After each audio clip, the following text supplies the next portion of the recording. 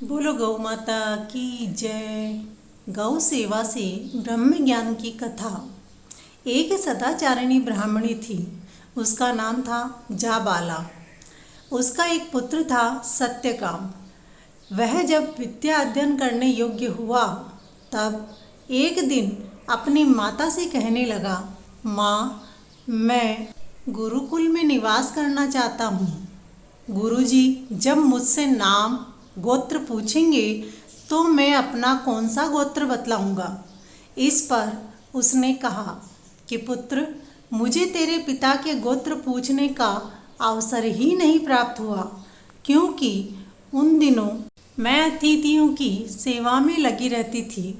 इसीलिए जब आचार्य तुमसे गोत्र पूछे तब तुम इतना ही कह देना कि मैं जाबाला का पुत्र सत्यकाम हूँ।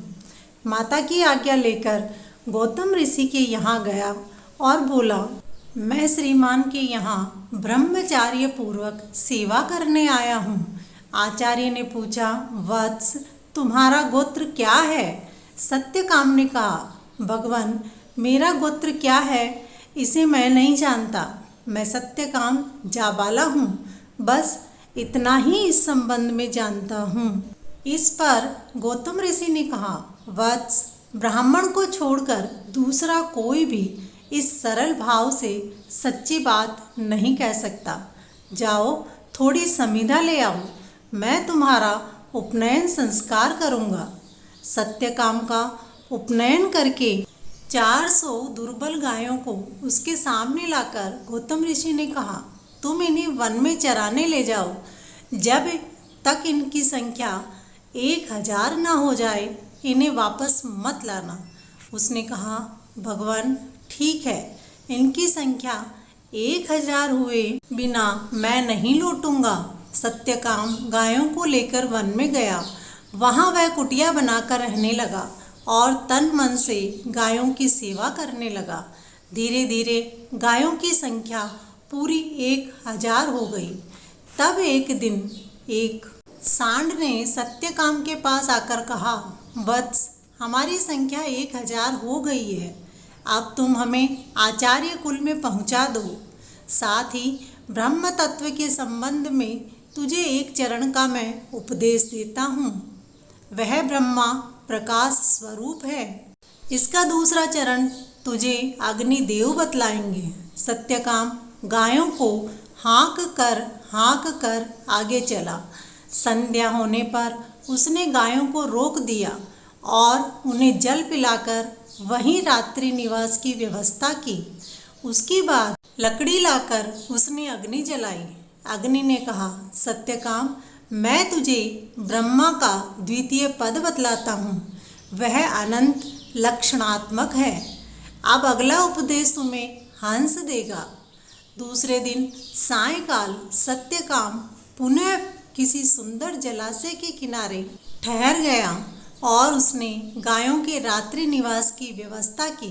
इतने में ही एक हंस ऊपर से उड़ता हुआ आया और सत्यकाम के पास बैठकर बोला, सत्यकाम। सत्यकाम ने कहा, भगवान, क्या आज्ञा है?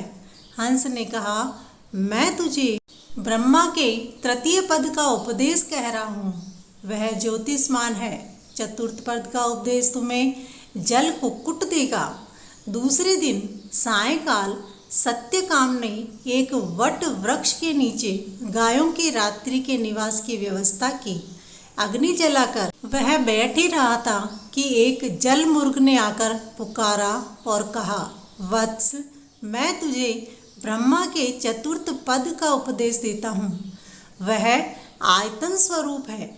इस प्रकार उन देवताओं से सच्चिदानंद घन लक्षण परमात्मा का बोध प्राप्त कर एक सहस्त्र गायों को लेकर सत्यकाम आचार्य गौतम के यहाँ पहुँचा। आचार्य ने उसकी चिंता रहित तेजपूर्ण दिव्य मुख कांति को देखकर कहा, वत्स, तुम ब्रह्म ज्ञानी के सदृश दिखलाई पड़ते हो। सत्यकाम ने कहा, भगवान, मुझे मनुष्य तरो विद्या मिली है। मैंने सुना है कि आपके सदृश आचार्य के द्वारा प्राप्त की हुई विद्या ही श्रेष्ठ होती है। अतः मुझे आप ही पूर्ण रूप से उपदेश दीजिए। आचार्य बड़े प्रसन्न हुए और बोले, वत्स, तुमने जो गायों की सेवा करते हुए उन चारों के द्वारा जो ज्ञान प्राप्त किया है वही ब्रह्म तत्व है। बोलो ब्रह्मदेव की जय, बोलो गौ माता की जय। दोस्तों, ऐसी ही कहानियाँ पढ़ने और सुनने के लिए हमारे चैनल को सब्सक्राइब करें, कमेंट करें और लाइक करें। धन्यवाद।